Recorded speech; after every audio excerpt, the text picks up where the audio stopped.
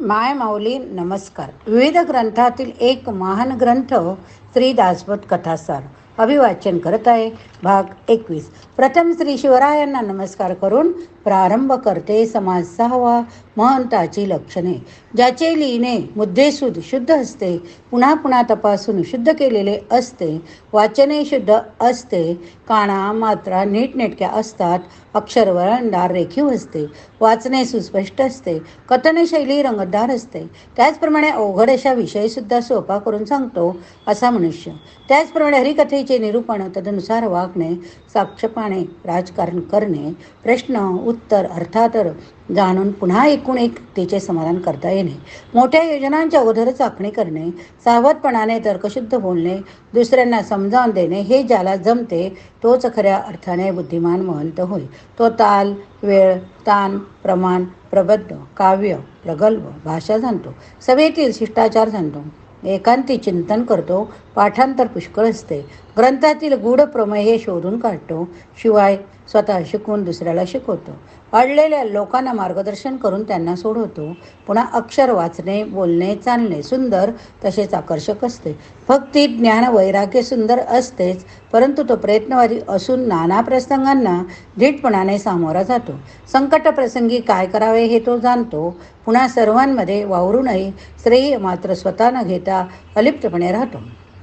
सर्वांमध्ये राहूनही सर्व कार्य करूनही तो अंतरात्म्यासारखा वेगळाच राहतो. तो सर्वांनाच हवासा वाटतो. लौकिक आणि अलौकिक विद्या जाणतो, नीती न्याय जाणतो, चाणाक्ष लोक त्याची संगत धरतात. असा पुरुष अनेकांसाठी मोठाच आधार होय. समाज 7वा. चंचळ नदी निरूपण. मी तुम्हाला एक खरीखुरी गोष्ट सांगतो बरं का. तुम्ही तिची प्रचिती पाहू शकता. एक नदी आहे, ती फार वेगवान असून गुप्त, पण गंगेप्रमाणे स्मरण केल्याने जगाला पवित्र करते. ती अविचल ब्रह्मातून उगम पावली, वेगाने उतरतीच्या दिशेने सतत वाहत आहे, पण ती दिसत मात्र नाही. तिच्या वाहत्या प्रवाहात वळणे, भोवरे, लाटा, झरे, डोह, कडाळ, फेस, तुषार आहेत. त्या प्रचंड वेगात किती एक अज्ञ मातीप्रमाणे विस्कळीत चित्ताचे जीव वाहून जातात. थोडेसे जीव मात्र खंबीर मनाचे असतात. ते उलट दिशेने पोहत त्या नदीच्या उगमापाशी जाऊन पोहोचतात व पवित्र होतात. तेथेच ब्रह्मांडाचे सर्व देवतांचे मूळ स्थान आहे. अशी ती उलटी गंगा म्हणजेच विद्या होय. तीच ईश्वर स्वरूप आहे.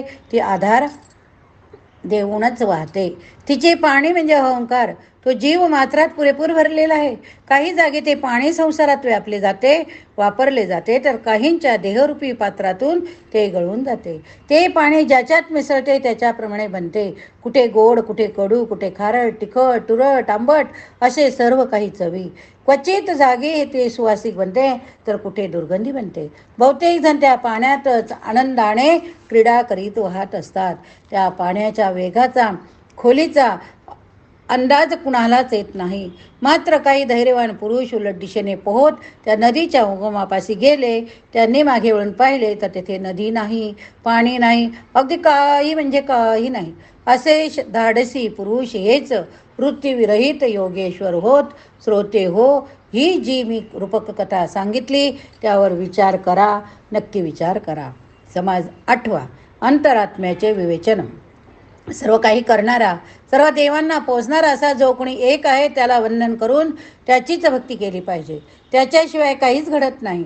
अगदी पडलेले पान सुद्धा हलत नसते. त्रैलोक्याचा कारभार तोच एकटा चालवित असतो. तो देव, दानव, मानव यांचा अंतरात्मा, चारही वाचा, चारही जीवन खाणी यांचा प्रवर्तक. तो एकटाच सर्व ठिकाणी राहून निरनिराळ्या घडामोडी करतो. असा तो देवगुप्त असतो. तरी सर्व ऐश्वर्य मात्र त्याच्याकडूनच मिळते. अशा त्याला जो जाणेल तो विद्वभरच असे विश्वंभरच होय. त्याच्यापुढे समाधीची कसली मातंबर. परंतु त्यासाठी अवघे त्रैलोक्य आधी दूर करावे लागते. मग आपोआप घोवाड हाती येईल. इतर साधनांचे कष्ट नकोतच. पण असा कोण आहे, जरासे काही चुटपुटले कळले की लोक तेथे संतुष्ट होऊन थांबून जातात. पण तो अंतरात्मा केवढा, कसा पाहणारा मी कोण, असा विचार पुन्हा पुन्हा केला पाहिजे. त्याच्याशी ऐक्य न साधणारा हा अपूर्णच असतो. देवाशी जर एकरूप झालो नाही तर देव कळेल कसा. फक्त घर पाहिले पण घर मालक ठाऊक नाही, राज्य फिरला पण राजाच ठाऊक नाही, त्याच्याप्रमाणे देहाचा उपभोग घेतला पण देह चालविणाऱ्यास जाणला नाही असे ते होईल. पर्यटन केले, तीर्थक्षेत्र पाहिले पण प्रत्येक तीर्थक्षेत्रात देव कुठला हे माहिती नाही. असा लोकांना विवेकी कसे बरे म्हणता येईल. मूर्खाची गोष्ट सोडून देऊ, पण आपणा जे शाणे म्हणतात तेही या बाबतीत दिनवाणी होता. आपल्या जवळच देव असून ब्रह्मांडवर शोध घेत फिरतात. या देवाचे ध्यान कोण करतो? कणाकणामध्ये असणाऱ्या अंतरात्म्याला कोण पाहतो? चंचल सृष्टीमध्ये निश्चल सापडेल कोण? आपण कोण, कुठून या मृत्यू लोकात आलो? आपणास काय साधावायचे याचा शोध घ्या.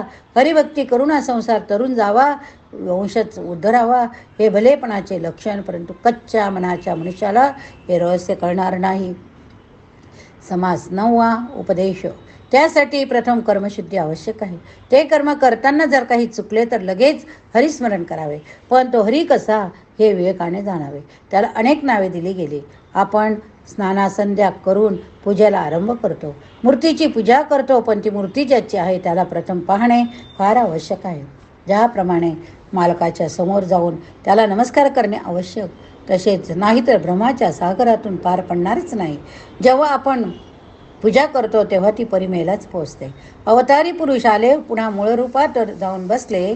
ते रूप म्हणजेच जगज्योती, तोच सत्वगुण शुद्ध जाणीव विष्णू. तिच्याच उदरात कोट्यानं कोटू देव याचा अनुभवच घ्यावा लागतो. देव पुरात ईश सत्ताधारी म्हणून तो पुरुष, तसाच जगात आहे म्हणून जगदीश. तो अंतकरणात जाणीव रूपाने सर्व चालितो म्हणून तोच विष्णू. आपल्या त्या अंतकरणात तोच पाहणे, ऐकणे, वास घेणे, चव चाकणे, विचार करणे, हित अहित समजणे या गोष्टींना मूळ शोध सृष्टीचे जीवन असतो. पण आपल्या देहाभिमानामुळे फार मोठा दुरावा उत्पन्न झाला. तोच तेवढा फक्त निश्चल सत्य असून त्याच्याशिवाय जे जे काही ते सगळे चंचल. महावाक्याचे विवरण करून आधी त्याला शरीरात पाहावा, नंतर जगात पाहावा, शेवटी परब्रह्मापर्यंत जावे. तेथे पोचल्यावर खरे सार असार कोणते ते कळेल.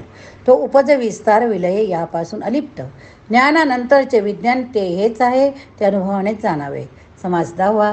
निस्पृह कसा असावा.